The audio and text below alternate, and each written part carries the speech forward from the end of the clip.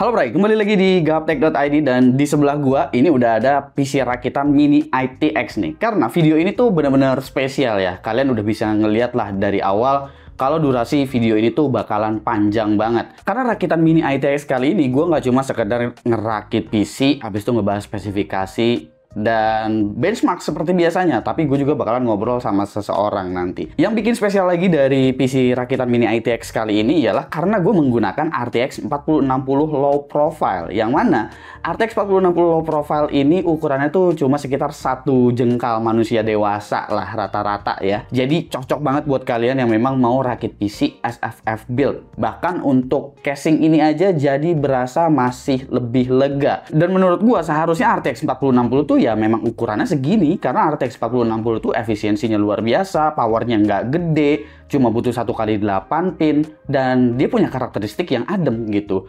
Dan di awal-awal RTX 4060 selalu dikasih cooling yang kegedean menurut gua. Jadi untuk versi low profile ini justru gua paling seneng. Kita juga udah tahu ya kalau Nvidia juga lagi menggembar-gemborkan soal Nvidia powers the world's AI. Seperti adanya Nvidia Broadcast misalnya untuk hal yang basic-basic, background blur segala macam. Habis itu ada Chat RTX yang mana kita bisa manfaatkan juga untuk research atau journaling dokumen. Itu gue udah sempet bahas juga ya, untuk Chat RTX itu manfaatnya kita bisa manfaatin untuk apa aja. Apps ini juga sebetulnya bisa kita dapatkan melalui Nvidia Apps, yang mana Nvidia Apps itu bukan cuma sekedar untuk update driver dan juga nyeting pengaturan game kalian aja, tapi udah tersedia juga untuk software-software AI ini.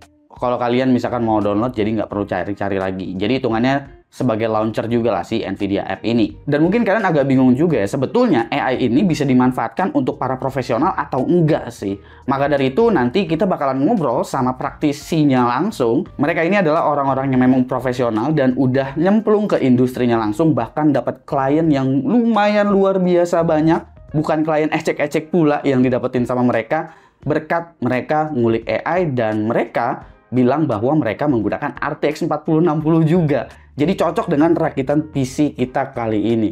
Yang mana rakitan PC gue selain menggunakan RTX 4060 low profile, gue juga di sini menggunakan R9 9900X dengan motherboard B650i Aorus Ultra. Jadi rakitan ini udah hampir bisa dibilang spesifikasi lainnya juga nggak dirakit secara asal-asalan, dan kalian bisa lihat untuk spesifikasi lengkapnya kira-kira seperti ini. Oh ya, nggak lupa juga untuk AI bawaan dari Nvidia tuh nggak cuma beberapa apps yang tadi gue sebutin ya. Ada DLSS misalnya, kalau kalian pakai buat main game gitu. Itu mungkin yang paling terasa saat ini, yaitu adalah Deep Learning Super Sampling. Jadi itu terasa banget karena tinggal aktifin aja di game, kalian udah bisa merasakan kemampuan AI untuk upscaling image itu kurang lebih seperti apa. Sebetulnya untuk di industri kreatif mungkin ada Nvidia Canvas, tapi gue pribadi juga sejujurnya masih bingung penggunaan Nvidia Canvas ini kalau diimplementasikan ke ranah yang lebih profesional tuh sebenarnya kayak gimana sih? Gue pengen dengerin langsung sama praktisinya yang memang udah bekerja di industri profesional, bahkan sebelumnya animator yang memang bukan menggunakan AI, dan kali ini mereka menggunakan tools AI sebagai alat bantu ekstra mereka, sehingga kinerjanya itu bakalan jauh lebih maksimal lagi. Karena menurut gue menarik banget, mereka bisa memanfaatkan AI bahkan menggunakan sekelas RTX 4060 aja, dan mereka bisa membuat sebuah video animasi. Kurang lebih seperti apa obrolan kita? Kita langsung aja mulai biar nggak terlalu kepanjangan. Dan di depan gua ini udah ada teman-teman dari Winaya Studios ya. Iya, betul. Ya, ada Mas Salahuddin. Iya, Salahuddin. Panggilnya siapa sih? Saladin. Saladin. Iya. Dan juga Mas Rangga Iya. dari Winaya Studio gitu. Karena gue biasanya ngebahas soal AI di review-reviewan gua, tapi yang biasa gue bahas itu soal teknis. Nah, Winaya Studio ini sebenarnya studio yang spesifik soal AI atau memang awalnya dari visual effects atau apa sih gitu? Winaya Studio ini bisa dijelasin dulu nggak? Oke.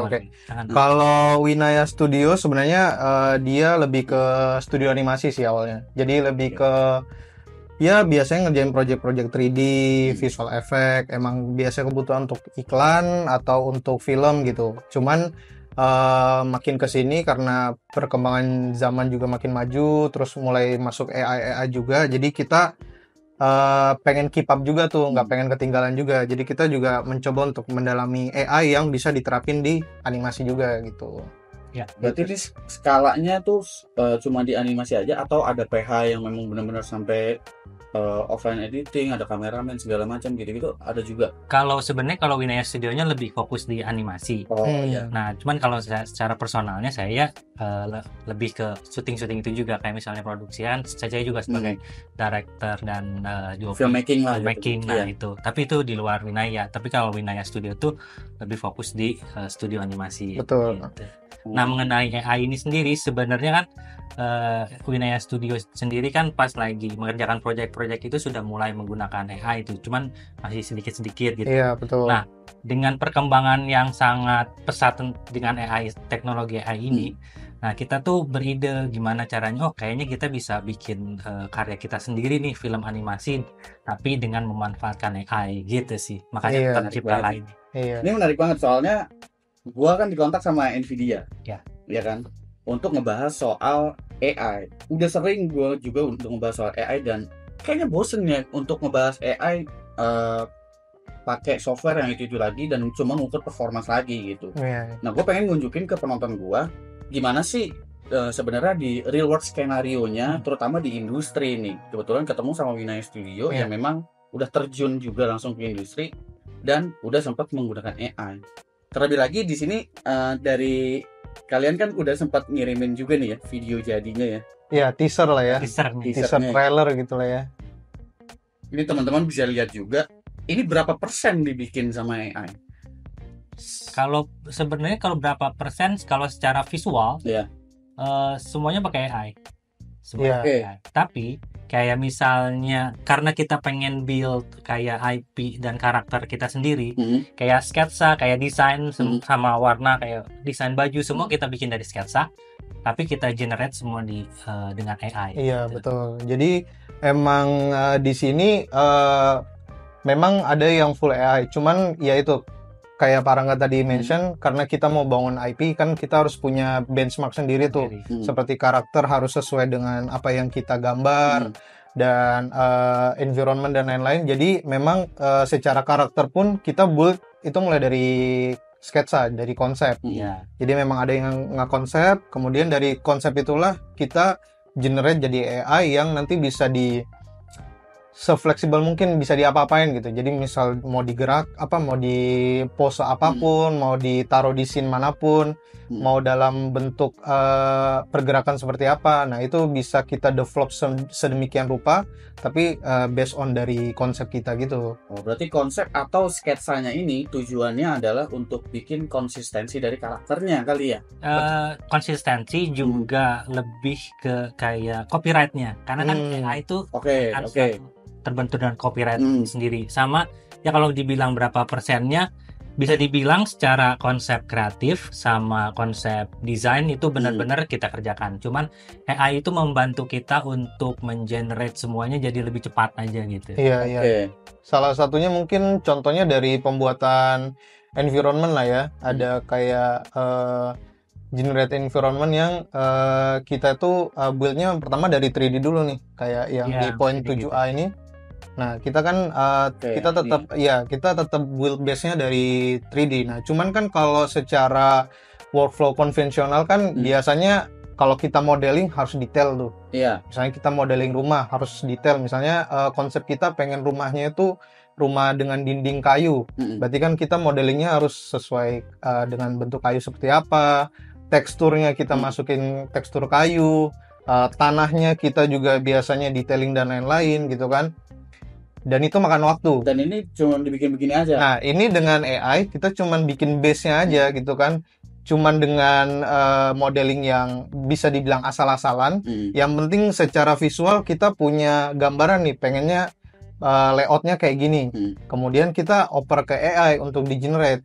Oh, itu berarti nanti hasilnya jadi kayak gini. Hasilnya jadi kayak gini. Texturing. Iya, based on dari base 3D yang kita punya, kemudian kita masukin checkpoint dan lain-lain, kita masukin prompt yang kita mau kayak gimana secara visualnya, ya akhirnya jadinya seperti ini gitu. Jadi sangat mempermudah pekerjaan. Nah, ini kan sempat ngeliat juga dan sempat nanya juga kan sebelumnya. Betul. Dari video-video yang dikirimin di sini. Kalau Winaya Studio di sini katanya VRAM-nya di sini pakai cuma 8 GB. Betul. VRAM memang di sini secara workflow-nya, karena memang ini masih dalam tahap percobaan, jadi kita coba running untuk setupnya tuh di low VRAM gitu.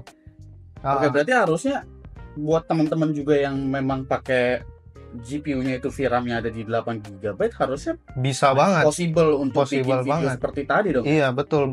Bahkan mungkin kalau VRAM-nya mungkin teman-teman yang memang terbatas banget nih, VRAM-nya masih di bawah itu. Ya, masih possible juga. Cuman mungkin secara timing running-nya untuk generate dan lain-lain ya lebih lama aja. Oh ya, ini pakainya tuh ini kan CoffeeUI. Iya, Tapi betul. untuk checkpoint-nya ini dia pakai base-nya itu SD 1.5 atau pakai SDXL? Kalau di sini kita Untuk pakainya SDXL sih. Tetap SDXL Iya, ya? tetap SDXL. Jadi, wah kalian yang misalkan mau generative image gitu pakai Comfy, bahkan SDXL tuh bisa dijalanin sama Mas dari Winaya Studio ini. Iya, betul. Untuk bikin animasi kayak tadi gitu. Nah, ini PC-nya ini ada di sebelah mereka nih. Ini pakai RTX 4060 LP dari Gigabyte. Jadi buat yang mau bikin PC loli gitu. LP itu kan loli pro. Iya. Nah, ini bisa bikin PC kayak begini. Ini PC kayak gini nih, dia udah pakai RTX 4060 LP dari Gigabyte, terus motherboard pakai B650i Aorus Ultra. Jadi mini ITX semua, coolingnya juga pakai dari Noctua dan pakai R9 9900X di dalam PC sekecil ini. Jadi PC sekecil ini possible ya Mas ya? Possible banget. Gitu. Yang Iya. penting CPU juga jumlah core udah menunjang buat Blender gitu-gitu Betul. Karena dilihat-lihat di sini Blender tuh masih dipakai untuk apa tuh? Modeling. Untuk modeling layoutnya, base-nya. Jadi karena kan kita kalau cuman based on prompt, kayak misalnya mungkin yang sekarang banyak orang pakai Midjourney lah ya, kita katakan Midjourney gitu. Oke. Nah, biasanya kan kalau di Midjourney kita hanya bisa masukin prompt tuh. Kita hanya bisa ngasih tahu si Midjourney, aku pengennya environment-nya yang seperti ini, ada bangunan ini dan lain-lain. Tapi kan itu belum tentu secara visual belum tentu seperti apa yang kita punya visi gitu. Oke. Nah, di sini kebutuhan Blender adalah kita pengen memvisualisasikan dulu visi kita nih.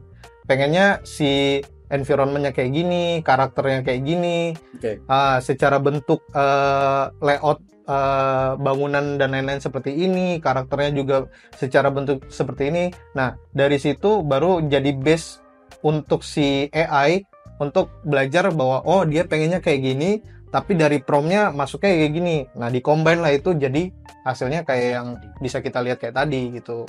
Oke, berarti animasi yang dibikin bukan dibikin time frame lewat sini. Oh, bukan. Karena cuma diposein, abis itu di-render jadi satu frame aja. Iya, baru nanti dimasukin ke AI untuk dianimasikan gitu. Nanti. Beda software lagi. Beda software lagi.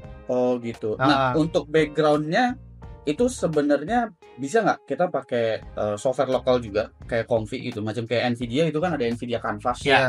Gitu. Itu possible nggak sih sebetulnya untuk possible.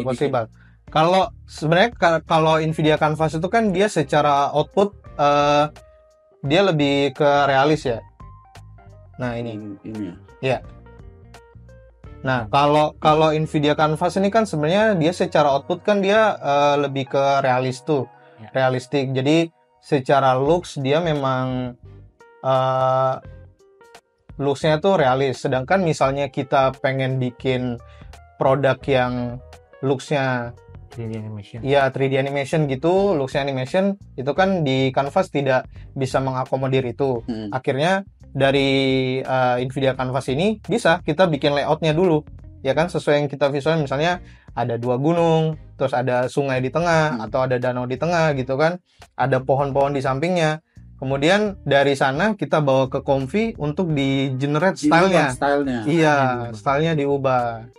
Gitu. Tapi dari Canvas ini sendiri sebetulnya ekspornya tuh soal pernah pakai tapi nggak pernah sampai ekspor. Ekspornya tuh sebenarnya bisa jadi langsung aset 3D nggak sih dia? Enggak bisa. Jadi dia still image saja atau ada pilihannya dia bisa jadi SDRI. Itu buat dibuka di mana tuh? Kalau HDRI sebenarnya lebih ke ini ya, lebih ke ya dibuka di 3D karena kan dia outputnya jadi kayak 360 derajat. Ya betul. Jadi untuk environment sekitar, untuk lighting dan lain-lain itu cocok. Udah bisa tuh ya. Udah bisa. Udah bisa sampai situ ya. Iya, cuman dia kan emang ya itu apa yang kayak tadi aku mention dia looksnya realis. Sedangkan kalau kita pengen lebih ke stylish gitu ya harus dibawa ke Comfy untuk di Tapi generate. paling enggak di Comfy juga kan itu udah bisa jalan lokal dan bisa jalan di GPU kan? Betul. Jadi emang dari si Canva-nya aja kan udah running lokal. Di Comfy juga running lokal. Jadi emang semuanya based on lokal. Oke. Nah, kenapa sih concern juga sama AI lokal ini? Padahal kan sebetulnya di cloud udah banyak layanan web service yang memang kita bisa bilang secara kualitas sebetulnya udah lebih better lah daripada local AI ya. Karena local AI kita mungkin hambatannya gua rasa bukan ada di GPU. Ya. Karena ya tadi kita udah lihat pakai RTX 4060 aja Mas Rangga sama Mas Saladin udah bisa bikin animasi kayak gitu. Betul. Tapi hambatannya kayaknya di storage yang besar untuk ngumpulin checkpoint dan juga model. Betul. Itu setuju nggak? Setuju. Sama belajarnya sih.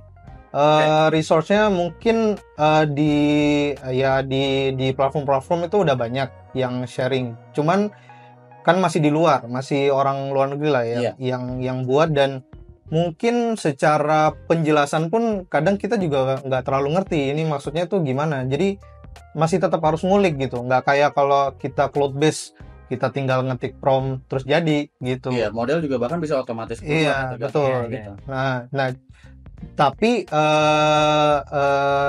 kelebihan di lokal adalah secara security sih sebenarnya. Oke. Iya, karena itu running di lokal, jadi apapun yang kita generate dan kita ulik itu ya tidak akan kesebar kemana-mana gitu. Itu akan tersimpan di lokal base kita aja. Terutama aset dari konsep sketch awal betul. itu tadi ya yang paling penting ya. Betul. Karena kalau itu udah di train di cloud orang itu justru yang mengkhawatirkan. Iya, bisa diambil kayak gitu-gitu ya.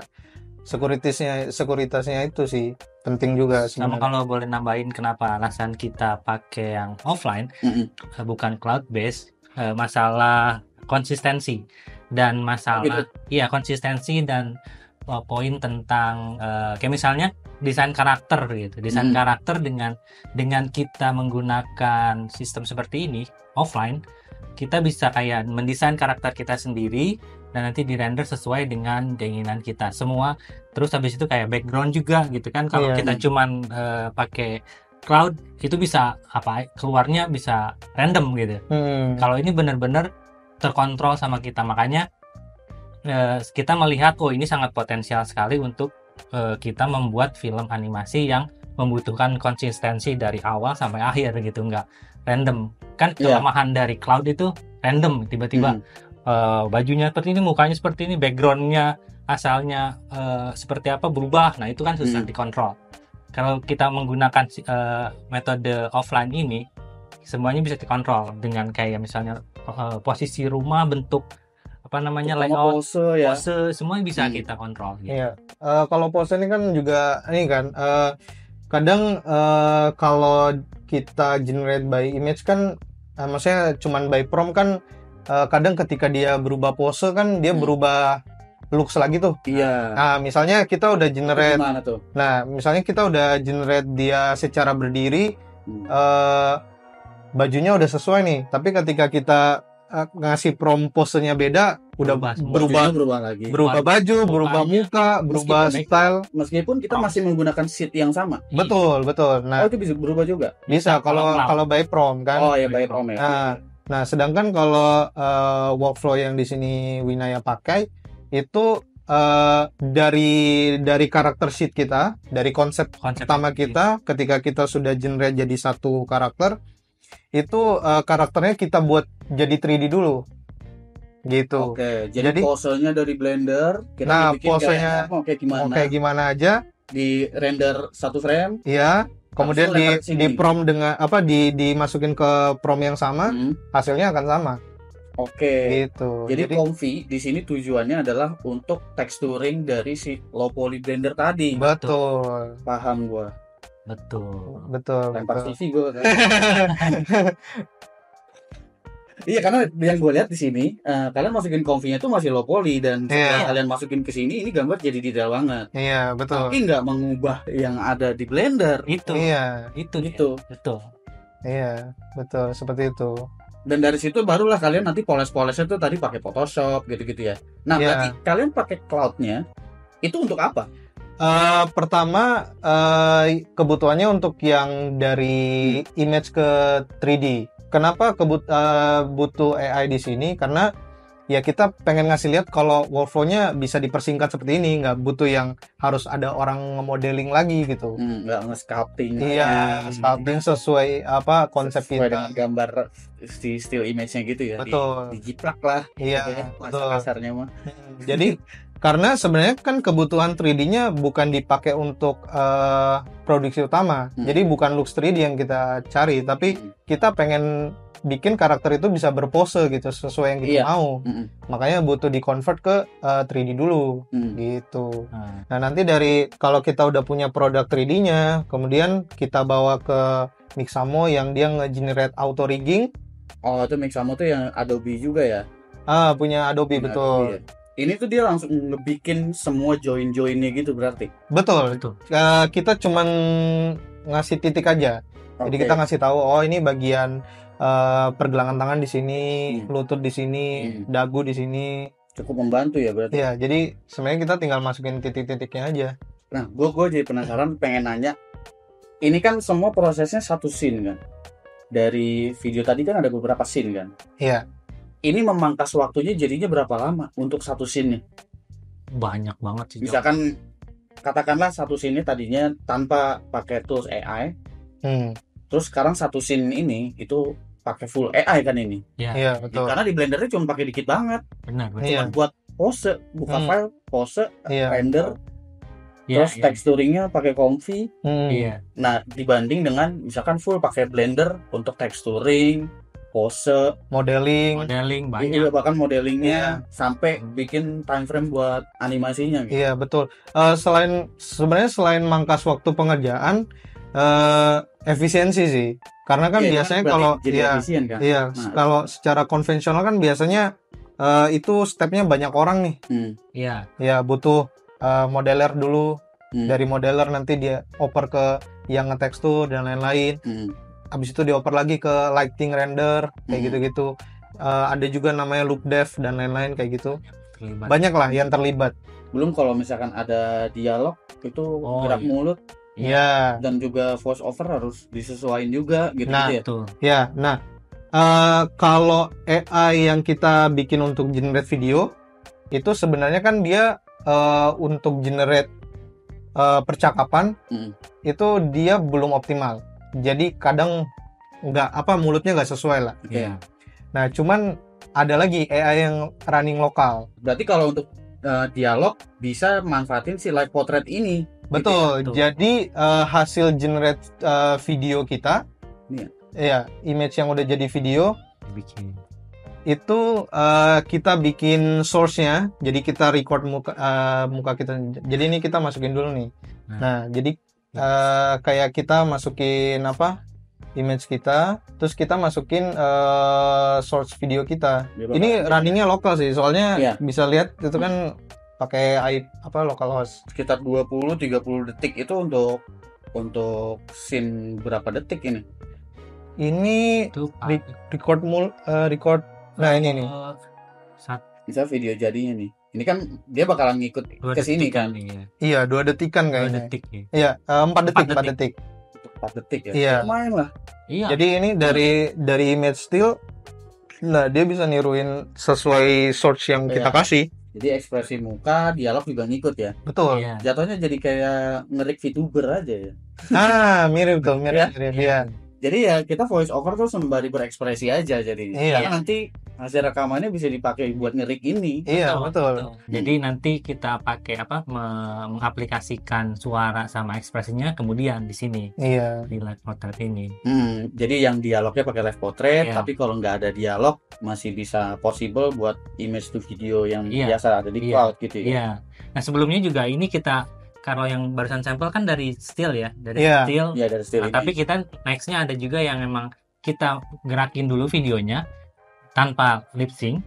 Habis itu kita pakai yang live portrait. Oh, jadi video to video nih. Video to video. Sebenarnya tadi kalau dilihat di live portraitnya kan ada tuh pilihannya image to video, video to video. Oke, ini kan di sebelah udah ada PC nih. Iya. Ya, udah pakai 4060 juga, tapi tadi kan nyetelnya video yang udah dikirim-kirimin nih. Beberapa scene yang dari video jadi. Pengen tahu coba. Tes. Iya. Ini udah kebuka konfinya nih. Iya, jadi silakan coba. Iya. Saya nggak ngerti pakai konfi ya. Jadi untuk konfi ini emang dia running lokal dan kebetulan dia bisa running di dua pilihan sih. Ada CPU dan GPU. Nah, cuman untuk GPU dia cuma bisa running di Nvidia memang. Kebetulan emang untuk sekarang seperti itu. Jadi emang nanti dia akan membaca GPU yang kita pakai, apakah dia maksudnya secara requirement bisa apa enggak, nah baru dia bisa kebuka. Nah, untuk si Comfy sendiri secara tampilan memang dia sepolos itu. Dan untuk orang awam mungkin akan kaget karena dia itu node based. Node based dan kita tuh harus paham dulu si workflow-nya tuh akan gimana sampai dia bisa keluar gitu hasilnya. Nah, kalau di sini ini kalau kayak yang udah kita jelasin tadi kan, setelah kita generate karakter, kemudian kita bawa ke Tripo untuk jadiin 3D, kemudian kita masuk ke Mixamo untuk rigging, kemudian kita balik ke Blender lagi untuk dibikin pose. Nah, setelah kita pose dengan environment yang kita bikin secara base aja, nah kita ngasih tahu AI-nya nih, nah tolong baca dong image saya ini secara bentuknya itu seperti apa. Jadi dia ngebaca secara edge-nya gitu. Oh, ini secara bentuk layout dia ada karakter, ada bangunan di sini, terus ada pohon di sini. Nah, kemudian dia suruh baca juga secara depth-nya. Jadi untuk memisahkan kan, kalau nggak ada depth-nya kan dia nggak terpisah tuh jadi satu gambar doang. Nah, dipisah nih. Oh, ini si karakter dia paling depan. Terus di tengah ini ada bangunan. Nah, paling belakang ada pohon. Kemudian dari lebih untuk ke checking aja ya. Iya, checking dari image dari yang dan juga itunya udah benar gitu ya. Betul. Nah, kemudian di sini dikontrol lah sama si SDXL. Nah, di sini si Stable Diffusion-nya berperan gitu untuk ngekontrol output yang akan keluar dari sini. Nah, kemudian dia dibawa ke sini ke checkpoint namanya. Nah, kalau checkpoint ini lebih ke style yang dipengen. Kalau secara jenis style yang tersedia sebenarnya banyak banget. Biasanya kita bisa visit website namanya Civit AI. Nah, Civit AI itu biasanya nyediain banyak style-style AI yang bisa kita pakai gitu. Nah, kita tinggal pilih aja. Nah, kebetulan di sini kita coba pakai yang stylenya SDXL animation gitu. Jadi secara looks dia akan kayak animasi. Nah, kemudian dari si checkpoint ini kita tegasin lagi pakai prompt. Promptnya kan dibagi dua, ada positif sama negatif kan. Nah, positifnya kita pengennya kayak gimana? Dia hyper realis, jadi dia nggak kartunis banget tapi nggak realis banget. Kemudian kita detailin lagi, ada desa di tengah hutan di antara pegunungan dan lain-lain. Kemudian karakternya pakai baju apa, secara warnanya apa, dan kayak gitu-gitu. Jadi dari hasil tadi dia baca bentuk, kemudian dia baca prompt-nya. Terus negatifnya apa ya? Kita nggak pengen dia low quality, nggak pengen dia matanya aneh, bentuk tangannya aneh, dan lain-lain.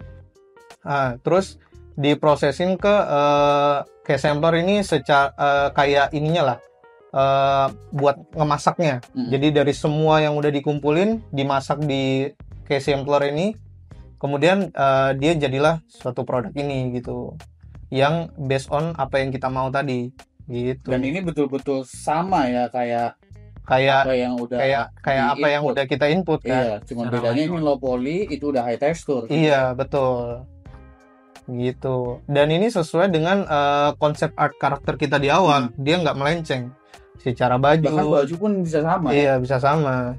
Tapi itu jari di SDXL masih bisa Masih bagus bisa kebaca, betul. Kirain di Stable Diffusion 3 aja yang baru bisa bagus. Enggak. Kita udah paham juga basicnya animasi itu secara UFO kayak gimana. Nah, baru bisa diterapin kayak gitu. Mau coba. Apakah dia keluarnya bakalan sama lagi apa enggak? Bisa. Nah, uniknya di sini kenapa dia bisa konsisten karena kita bisa kontrol generate-nya akan fix. Jadi apapun di sini kita inputnya, pose apapun dia akan dia akan tetap keluarnya kayak begini. Iya, betul. Coba boleh dong di cue dong promnya. Kan kita tahu nih secara sequence kayak gini. Kemudian kita pengen ngepromnya Silakan Mas, biar gampang. kayak kita coba kasih prom kayak gitu. Kita sambil lihat ini lah ya. Performance-nya ya. Boleh. Nah, kita coba generate. Tahu 4060 LP-nya beneran segitu apa enggak? Nah, ini kan dia ngebaca nih. Mm-mm. Terus dia ngebaca depth-nya. Oke, udah mulai kebaca. Ya. Nah, ini dia udah mulai running nih. Ada persennya di sini tulisannya Ya sekitar 2, 2,8. Nah, nanti dia akan processing di case sampler ini based on tadi yang udah kita input dan outputnya akan di sini. Ya, kita tunggu aja.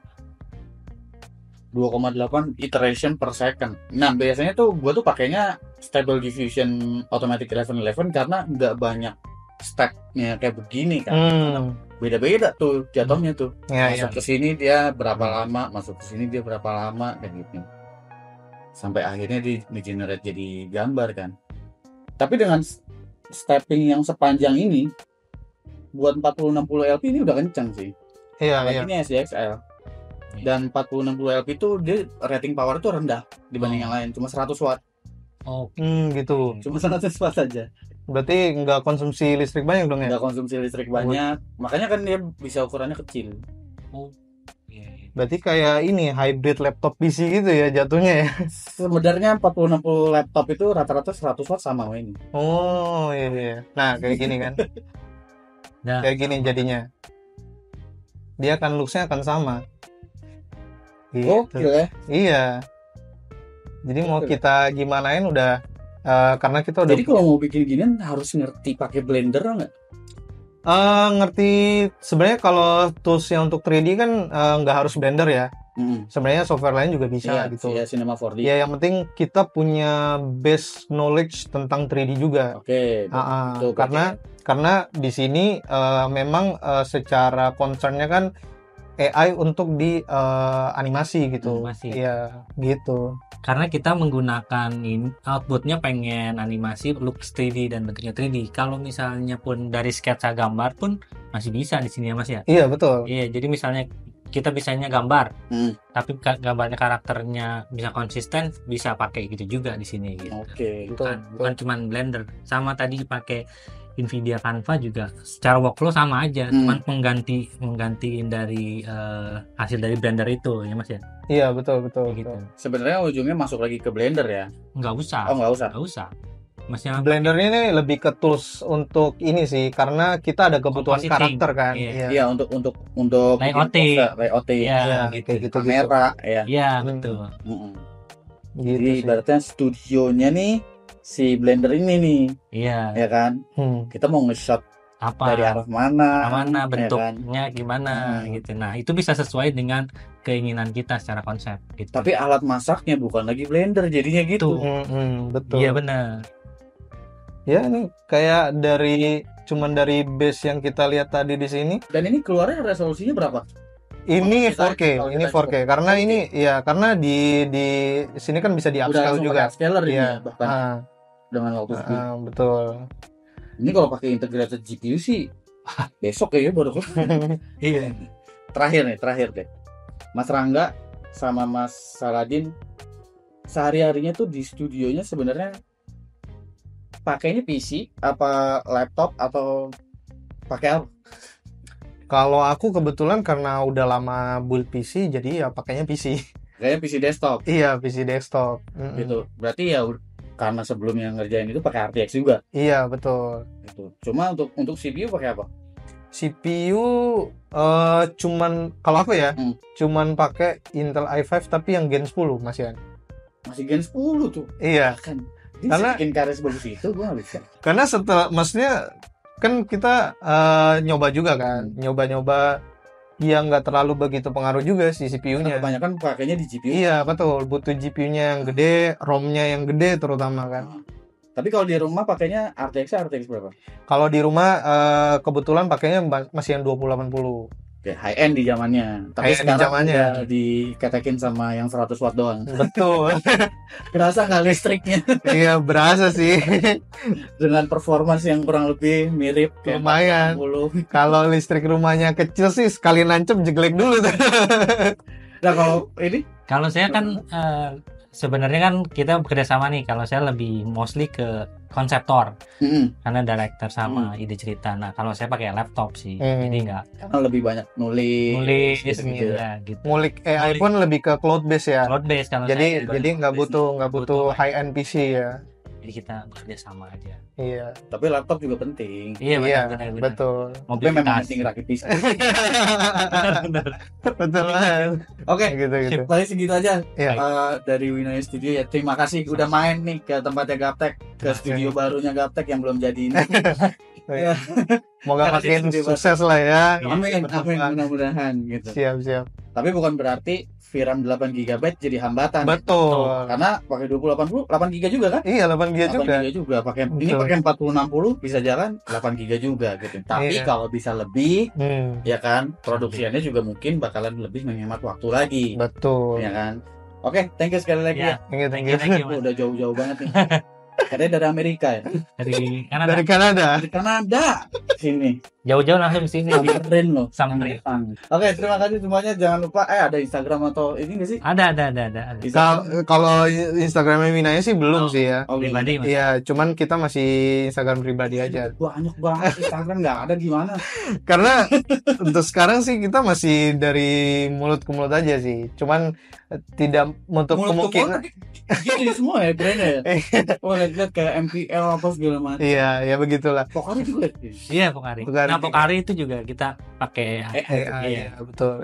Itu proyek pertama ya. proyek pertama kita yang Proyek pertama client base. Kayak itu. Mau.